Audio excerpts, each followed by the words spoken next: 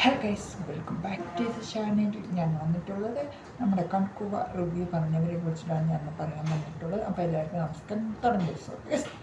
അപ്പോൾ ആദ്യം തന്നെ റിവ്യൂ പറഞ്ഞവരെ എന്ന് പറഞ്ഞാൽ അശ്വിൻ ഗോക്കാണ്. അശ്വിൻ ഗോക്കിൻ്റെ ഒരു മേക്കപ്പ് മുടിയും കിടലായിട്ട് വന്നിട്ടുണ്ട്.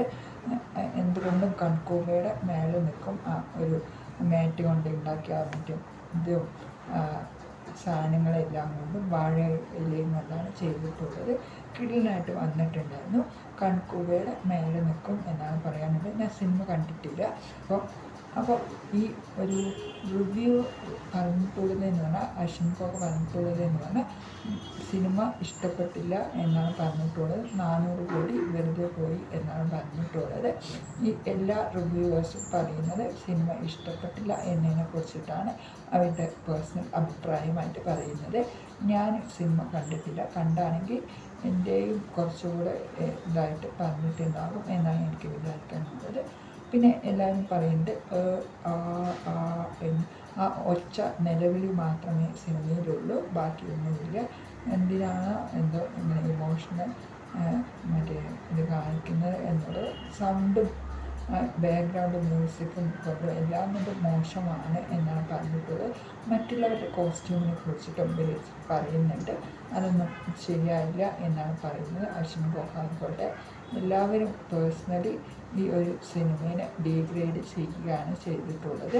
പിന്നെ ഈ ഒരു ഇൻ്റർവ്യൂവിൽ സൂര്യ പറഞ്ഞത് എന്ന് പറഞ്ഞാൽ 400 കോടി 1000 കോടി താണ്ടും എന്നാണ് പറഞ്ഞിട്ടുള്ളത്. അപ്പോൾ ശിവ പറഞ്ഞു 2000 കോടി താണ്ടും എന്നാണ് പറഞ്ഞിട്ടുള്ളത്. 1000 കോടി നേടാൻ പറഞ്ഞിട്ടുള്ളത്. പിന്നെ ഇതിൻ്റെ സെക്കൻഡ് പാർട്ടായിട്ടുള്ള അതും ഒരുക്കും എന്നാണ് പറഞ്ഞിട്ടുള്ളത്. ഇങ്ങനെ പോകുമ്പോൾ ഈ ഒരു ഡീഗ്രേഡിങ്ങും മറ്റുള്ള കാര്യങ്ങളൊക്കെ പോകുമ്പോൾ അതിൻ്റെ സെക്കൻഡ് പാർട്ട് ഉണ്ടാവില്ല എന്നാണ് എനിക്ക് പറയാനുള്ളത്.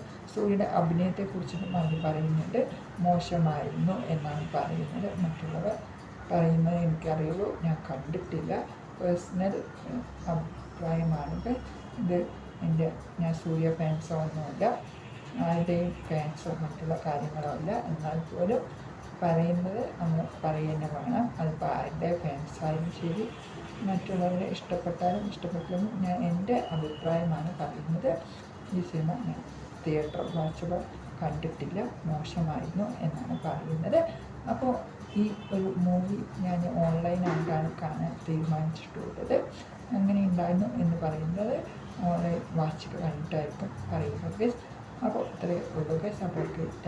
അപ്പോൾ ഇൻ്റർവ്യൂകളിൽ അവർ പറഞ്ഞിട്ടുള്ളത് ഒരു കിടിലൻ മൂവി ആയിരിക്കും എന്നാണ് പറഞ്ഞിട്ട് വായ പൊളണ്ട് കാണും എന്നാണ് സൂര്യ അണ്ണനൊക്കെ പറഞ്ഞിട്ടുള്ളത്.